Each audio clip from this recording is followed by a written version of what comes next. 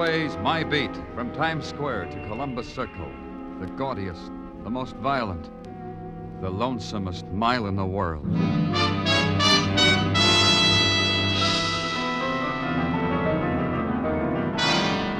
Broadway's My Beat, with Larry Thor as Detective Danny Clover.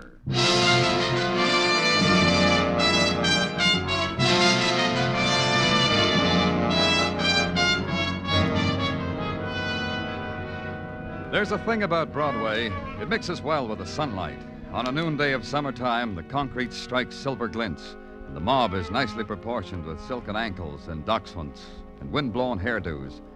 And an organ grinder plays background music for the big grin and the clown's funny nose. At headquarters, I stood watching it, pushing away the time for the filling out of my routine reports. The diversions were down there in the streets, the girl and the yellow silk dress she wore, both knowing about summer and loving the feel of it. Then I heard two things. A sigh that came from me, and a phone ringing that came from the phone. Danny Clover speaking. Did you do what I told you? Who is this? Did you do it, Mr. Clover? I don't understand. Who am I talking to? I wrote you a letter about Stephen Courtney. But Stephen Courtney's dead. Yes, I know he's dead. What's the matter with you? Everybody knows he's dead. What's your interest in Courtney? Who are you? Can't you see it doesn't matter who I am? Can't you understand? Stephen Courtney... Hello. Hello. Hello. He was murdered. It started that way. The anonymous call, impossible to trace. The sifting through the dust of a man's death. Stephen Courtney's dying had for a moment upset the delicate balance of many worlds. Of finance, of corporate bodies, of dynasties in oil and steel, and the breeding of racing horses. The decay that for months had wasted his body had forced him finally down to the level of all old men who must die. The headlines wept, the commentators lamented. The memos came down from chairmen of boards. There'd be a minute of silence for the death of Stephen Courtney. But now it was spoiled. Now a voice cried murder, and the policeman must listen. In the Records Bureau, I found Stephen Courtney's death certificate. Cause of death, heart failure. Date of death, June 16th. Attending physician, Dr. Arthur Fulbright. In his office, Dr. Fulbright was poised, curious, and annoyed. Permit me to understand. You're questioning my diagnosis of the cause of Steve Courtney's death? We can put it that way if you want. On what do you base this sudden presumption? You have a right to know. On a phone call. From whom? Another doctor? Some quack who wants to destroy my reputation? Chooses to degrade me by having me questioned by the police? It came from a woman. Who? She didn't say. All she said was Stephen Courtney was murdered. That's preposterous. Steve Courtney died last week as I had expected him to die, of a coronary disorder. You knew he would die of it, as I knew it, his family, his servants, his enterprises. But you'll fill me in, huh, Doctor, because I wasn't that privileged. The newspapers had it for months. How old Steve was bedridden. How he had chosen me as intimate friend to be his attending physician. How I kept him by sheer know-how from death's door. Still, he died. There are things in heaven and earth. Yeah. Tell me about his dying. Normal. I had a call from his estate on Long Island. I canceled all other calls, went out there. Found old Steve lying sprawled on the floor, dead. Peacefully dead. You said he was bedridden. Why was he was he on the floor? I confess the question occurred to me at the time, but then I rejected it. Like everything else, old Steve chose his own way of dying. Describe it to me exactly, how you found him. I have. He was sprawled in the middle of the room. He had knocked over a radio on a... That's strange. What is? The radio. I'd left explicit instructions. Nothing of the sort was to be in the room with him. Too exciting. Now, what do you know? Old Steve defied me. Yeah, I guess he did at that. Sometimes it slips out of our hands, doesn't it, Doctor?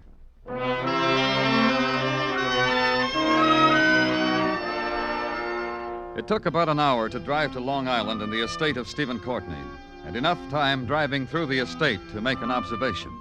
The grass is always greener in a rich man's backyard, and plants that are only supposed to grow in the tropics will blossom on Long Island as long as they're nurtured by thumbs turned green by association with money.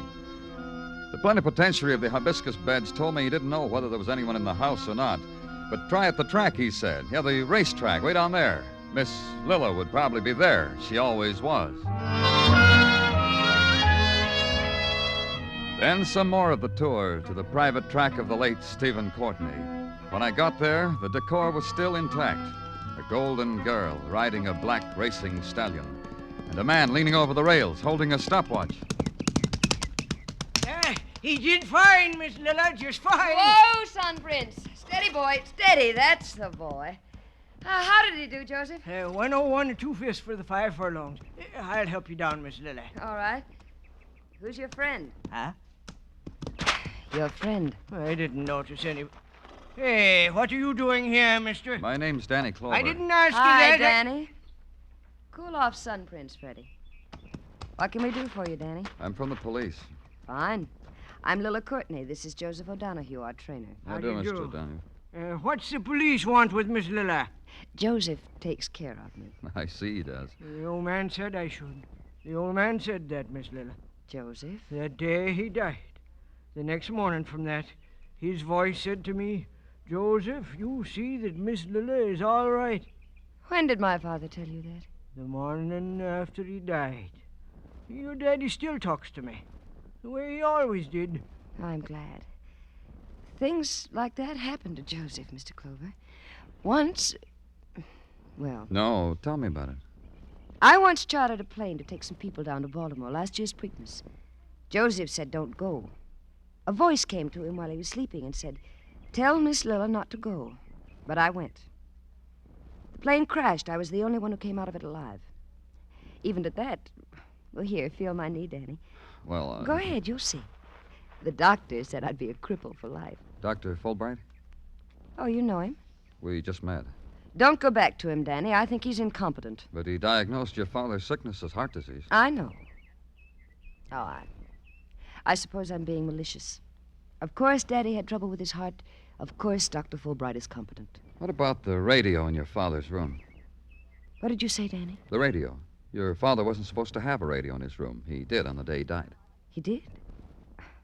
Now, I don't understand either. Why are you here? Why is a policeman asking me questions about Daddy? Call it routine. Don't talk to him, Miss Lilla. Joseph. I got a feeling about it. I say don't talk to him. Danny, I'm sorry. I've got to go now. There's some questions, Miss You'd better Courtney. talk to my brother. He's around someplace. Try the house. I just can't talk to you, Danny.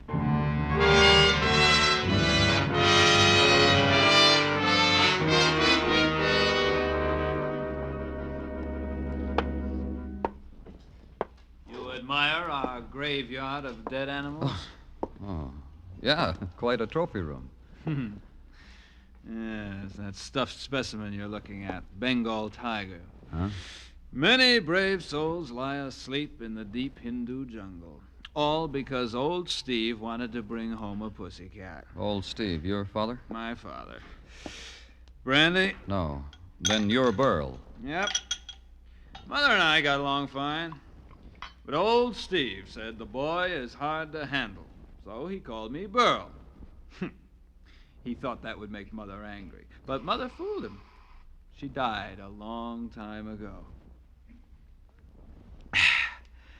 First of the day, it says here. You know who I am? Why I'm here? No, the domestic staff is agog with it. A woman called me. Said your father was murdered. It's a free country. They have the vote. They can say people were murdered, even my father. Maybe it proves something. Like what? That the old man was human enough to die when someone killed him. I didn't know that about him. I thought he always picked his own time and place for everything. Then you think he died because he was ready to die. What does it matter? He's dead and I'm rich. We're all rich. It'll be easier if you try to stay sober. Sober. When was that? All right, I'll stay sober. You said you're all rich. Who? Lilla. I watched you from a window. An exciting thing, Lilla, wouldn't you say? Lilla. Who else? Yeah, you wouldn't say. Well, there's O'Donoghue. He got a big hunk. And the cook and the maids and the nurse.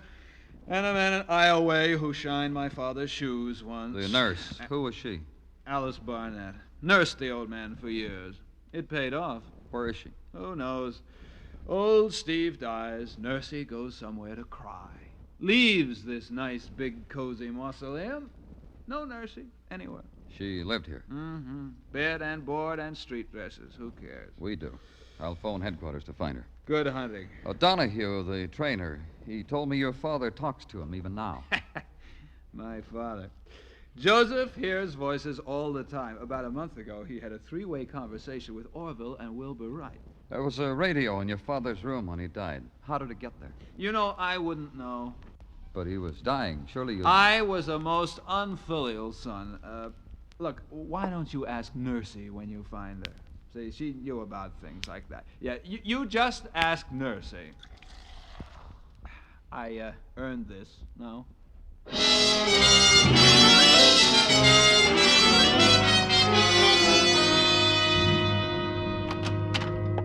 Welcome back to the doldrums, Danny. Huh? I was just leaving headquarters for the day. I thought it would be nice of me to welcome you back to them, the doldrums. What are you talking about, Detective? Well, Danny, since you have been cavorting with society and munching scones with the Blue Bloods, I wondered if you would be the same old Danny. And am I? Did you bring me a scone, Danny? No scones. Tell me one thing. What about the nurse, Alice Barnett? Did you find her? She is being as scarce as a... You didn't find her, huh? as a... Danny Clover speaking. You'd better get up here, Mr. Clover. Who is this? Burl. What's the trouble? It's your business to find out. Get up here. Somebody just got beaten to death.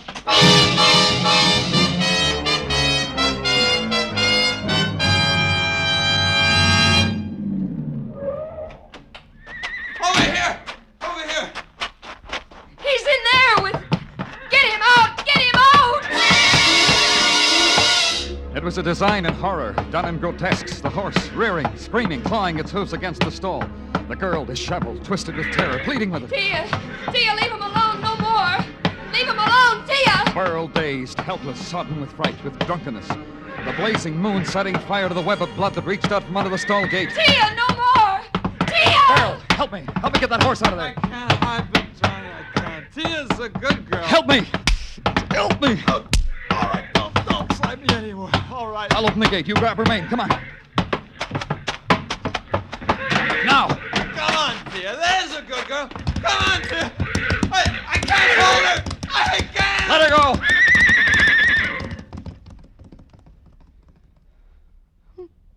Joseph. Oh, poor Joseph. Poor dead Joseph. Dead Joseph. What happened? Lila, what happened? I don't know. I was coming back from a moonlight ride. I heard Joseph scream. Tia was standing over him when I found him, trampling him with her hooves. I tried to pull her away. I called Burl. We tried. Tia must have kicked him. He fell, and then till he died. Tia. No, not like that, Burl. Joseph died because he was murdered.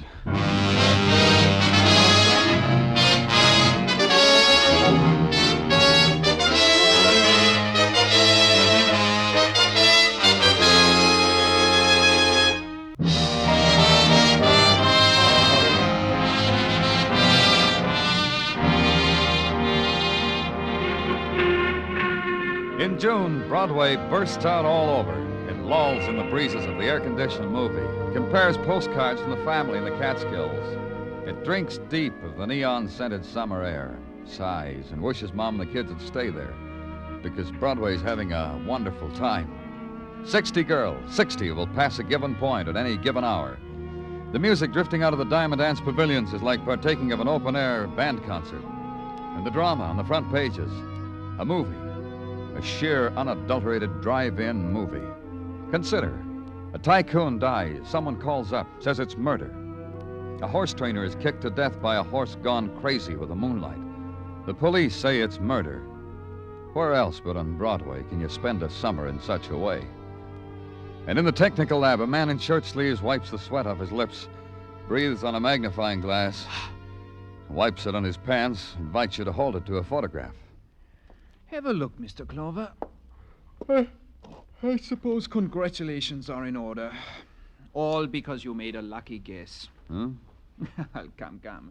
It was only a guess, was it not? You're saying this Joseph O'Donoghue was murdered? Well, anyway, the photographs, my analysis, quite bear you out. They do? Oh, yes. This one in particular. See the back of the skull. It's quite plain on this one that O'Donoghue was beaten to death. But not by a horse, by a weapon to make it look like a horse. Horseshoe, I'll bet. But not of the type affected by thoroughbreds, by racehorses. More like one of a truck horse or one that pulls a milk wagon. Ergo, considering the circumstances, my view is the man was murdered by a human wielding a heavy horseshoe. He... Technical. Conrad speaking. Yes, he is here. Yes, I will tell him. Certainly. There is a woman waiting for you in your office, a Miss Alice Barnett. Lucky guess, huh, Mr. Clover? Yeah, I didn't even have a magnifying glass. Miss Barnett? Yes. We've been looking for you. Yes, I thought perhaps you were. I've come to give myself up. You're the one who called me, who told me Stephen Courtney had been murdered. Yes, I wrote you a letter, too. But there must be many things you want to ask me. There are. Why'd you hide? Because I was foolish. Because I was frightened. Because I don't really know. It's all mixed up. You see, Stephen and I were going to be married. Oh? As soon as he got well, it was all planned. It would have been exciting to be married to Stephen. Not for the money, just for Stephen. He was much older. Was he? I loved him. I didn't notice. I see. Why do you think he was murdered? Because it happened on my day off. Because I don't think he would have died if I'd been there. Where were you? In town, shopping, walking in the park, feeding the pigeons. In St. Patrick's for a while. It was quiet there, restful. But no place we can check. No, I don't think so. On your days off, who took your place? We had an arrangement with the nurses' registry. I don't know who it was that day. It was usually a different nurse each week. I'll check. Where? On Madison at 49th. It's in the book. You think Stephen was murdered. In your opinion, who would have a reason? Whoever wanted all the money. The money Stephen would have settled on me as his wife. Lilla, Burl, O'Donoghue. But O'Donoghue's been murdered. That makes the jackpot bigger for the rest of you, doesn't it? It does. It means another $50,000 for me. I don't know about the others. Where were you the night O'Donoghue was murdered? At a movie. It's a feeble alibi, isn't it? I'm holding you, Miss Barnett, on suspicion of murder. Miss Barnett accepted it. She folded her hands in her lap and waited patiently until a man in uniform nudged his head through the door, got the signal from me, and gave the signal to her. Somehow I got the idea that as long as she would stay in jail, people would spend their time apologizing to her. It was a time for thinking about things. Too many people had been unconcerned about the death of Stephen Courtney. And in the murder of Joseph O'Donoghue, the man who heard voices, there, that was the thing to think about. Somehow the first death necessitated the second. And in the matter of the nurse sent by the registry, that also needed looking into. I did. The receptionist said you were a policeman. That's right. You wish to hire a nurse? Maternity? Your wife? No, it's not that at all. We're conducting an investigation. And you want to see me? That's right. It's about one of your nurses. One of the newer ones, I suppose.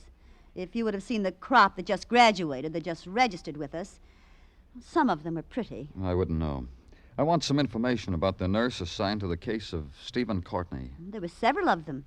I'm afraid you'll have to help me if you want me to help you. The relief nurse assigned to Mr. Courtney on June 16th, the day he died.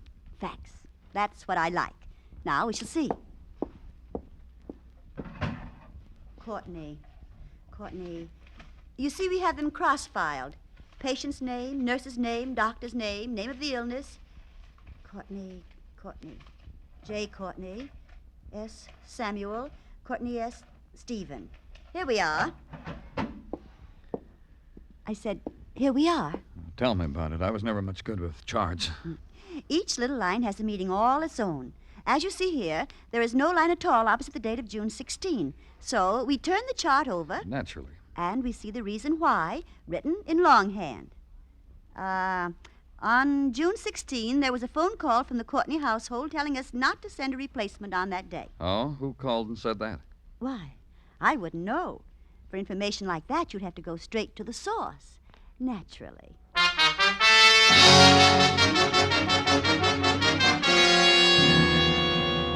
Perhaps if I'm more explicit, Mr. Clover, you'll understand. No one is to go into Miss Lilla's room. Not even the police. Those are your orders, Doctor? Precisely mine. Then you won't mind justifying them to the mere police. Justify? What presumption you people have. However, Miss Lilla is quite ill. Psychotic shock. 2 people she loved very much are dead. She tried to stave off the inevitable by riding, gaiety, etc., but it's caught up with her. Natural in a woman of Miss Lilla's sensitive fiber. Yeah, I guess it is. Doctor, who gave the order that no replacement nurse was needed the day Stephen died? You? I haven't the slightest idea what you're talking about. No nurse? Well, that's preposterous. Surely not. Get out of here! Why, whatever could Psychotic shock, huh? Sensitive fiber, huh, Doctor? You're vicious, Burl. You're ugly and vicious and drunk. Oh, no, little sister, don't throw anything else. It'll only bring on a relapse. Come on now, poor, sick little sister. Out of bed! Leave her alone, Burl. Are you all right, Lila? Are you all right, Lila? Sure, you're all right. Everybody thinks you're so sick, little sister. Shut up, Burl. You can't say that to me. I am the master here now. You, Lila, O'Donoghue, old Steve, I crack the whip, and Burl. Burl, are you hurt? He'll be all right. Just let him sleep it off. I'm sorry. Sorry you had to see us like this, Danny. It's all so ugly. So like they want us to be in the papers, isn't it? You're not really sick, are you? No, Danny, just tired. I fixed it up with Dr. Fulbright so they'd leave me alone. I don't know, doing it this way. Maybe it proves I really am sick. You think? Lila, listen to me. The day your father died, there should have been a nurse here.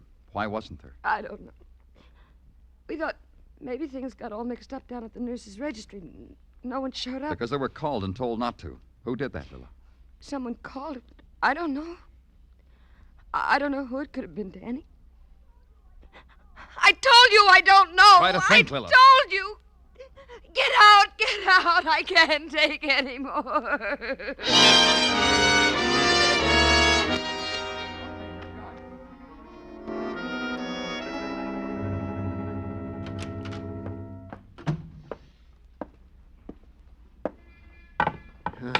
Look at it, Danny. The boys found it, huh? It's not pretty.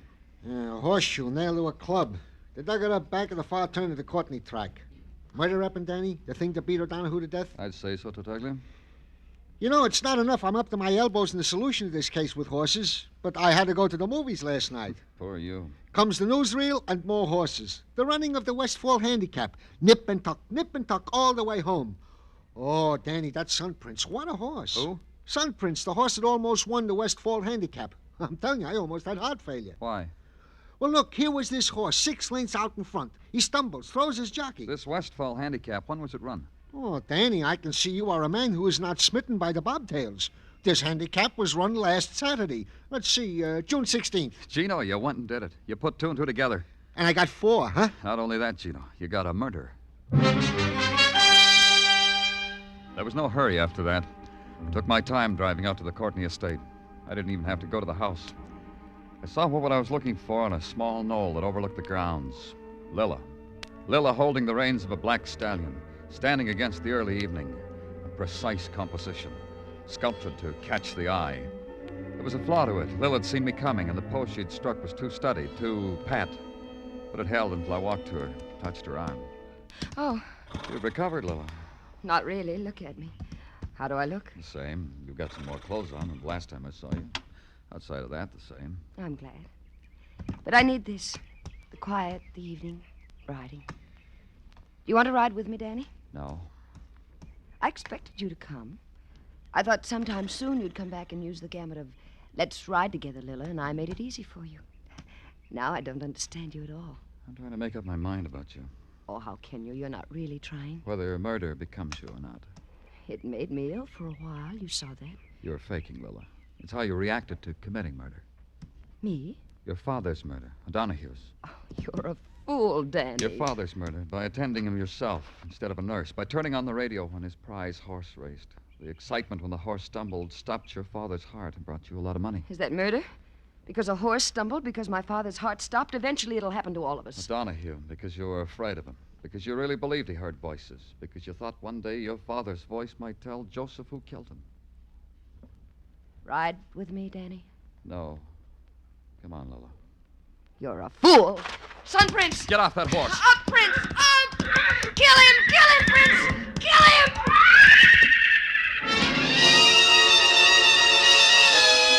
The stallion reared high, pawed at the gathering darkness. His jowls flecked with foam. Then a hoof caught me, spun me. And again, I looked up from the ground. He was a monster, poised on his haunches. Prince! And suddenly he lost balance, fell to his back, recovered. And in an instant, he was a fleeting shadow. And I got to the girl, and I got to Lila. She was small, huddled. She didn't move. Only in her eyes was their life. And it held briefly. Then it stopped.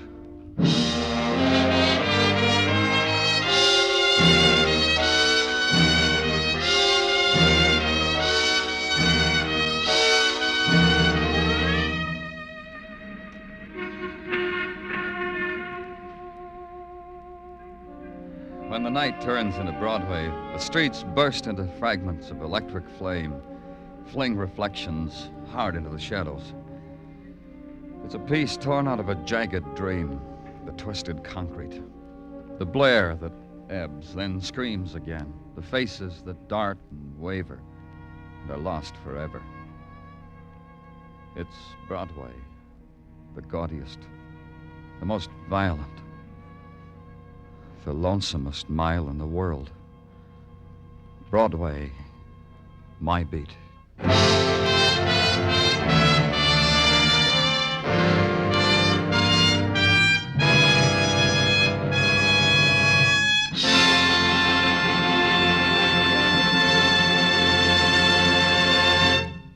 Broadway's My Beat stars Larry Thor as Detective Danny Clover with Charles Calvert as Tartaglia. The program was produced and directed by Elliott Lewis. The musical score was composed and conducted by Alexander Courage. Included in tonight's cast were Joan Banks, Mary Lansing, Florence Lake, Francis X. Bushman, Elliott Reed, and Junius Matthews.